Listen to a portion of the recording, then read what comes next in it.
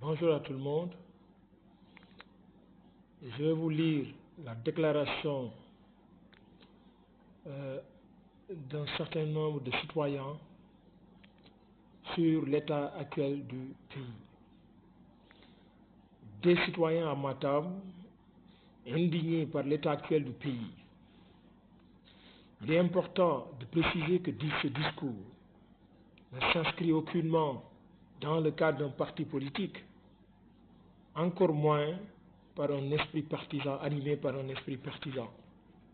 Par ce texte, des citoyens qui servent leur pays, loin de leur lieu de naissance, parce qu'animés d'un patriotisme exquis, prennent la parole pour dire leur indignation par rapport à l'état actuel du pays. Par ce discours de 4 actes, nous manifestons notre solidarité au peuple sénégalais, lequel reste le seul souverain, il faut le rappeler. Acte 1. La première des choses est une déconsidération par rapport à l'état d'affaissement de notre démocratie, laquelle a été construite par des générations, des hommes et des femmes engagés pour la cause de leur peuple. Ce qui se passe aujourd'hui, c'est que le pays ne vit plus dans un état de droit, mais dans un état dictatorial où les libertés, dans leur expression multiple, sont confisquées par un seul homme, en l'occurrence le président de la République, Macky Sall, en bafouant systématiquement les droits garantis par la Charte fondamentale, la Constitution. Sous ce régime, la violence, la brutalité sont devenus les maîtres mots de ce pays. Rappelons avec force que pourtant, le président est en train de faire, en principe, son dernier mandat. Pour sauver notre démocratie de sa mort très prochaine, il faut que chacun élève la voix, comme jamais, pour dire un niet catégorique, afin que, comme son nom l'indique, le pouvoir revient et reste au peuple. Démos, peuple et Kratos, pouvoir. Ce qui se passe dans le pays est une restriction débordante des droits. Personne n'a plus le droit de manifester. Personne n'a plus le droit de critiquer. Personne n'a plus le droit de soutenir la vérité. Personne n'a plus le droit de sortir quand il veut. Personne n'a plus le droit d'avoir une ambition politique. Beaucoup de syndicats se sont tus sur l'état du pays, arguant que le nœud du problème est strictement personnel.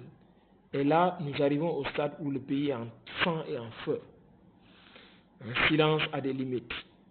S'il perdure, il devient fort justement un silence coupable. On ne peut pas dormir tranquille au moment où notre case, le Sénégal, brûle. Acte 2.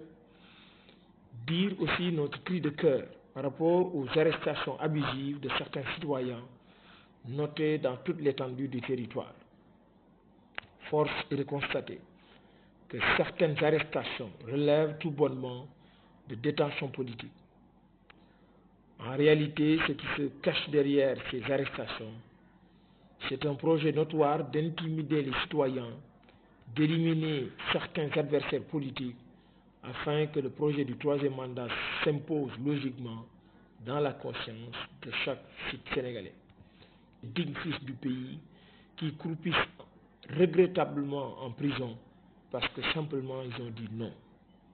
Non au mensonge, non à la dictature, non au projet du troisième mandat, non à l'impérialisme. Tout le monde ne peut pas dire non, car le non, dit Émile Chartier Alain, est le signe d'un homme qui s'éveille, qui refuse, exprime, analyse. Nous disons non aux interpellations outrancières des citoyens. Acte 3, nous insistons ici sur un appel à la responsabilité, à la paix, dans la justice et la souveraineté. La première des responsabilités est incarnée dans ce cas d'espèce par le président de la République à qui nous avons confié ce pays et qui doit revenir à la raison et refuser que la boulimie du pouvoir l'amène à se confronter avec son propre peuple. Cet appel dépasse le président et touche même ceux qui doivent dire le droit sans parti pris. Même si les Sénégalais ont pour l'essentiel démissionné de leur propre justice, il reste qu'ils soutiennent que les incorruptibles puissent maintenir la courbe qui tend vers l'idéal de justice, condition sine qua non de paix, de concorde. Les manifestants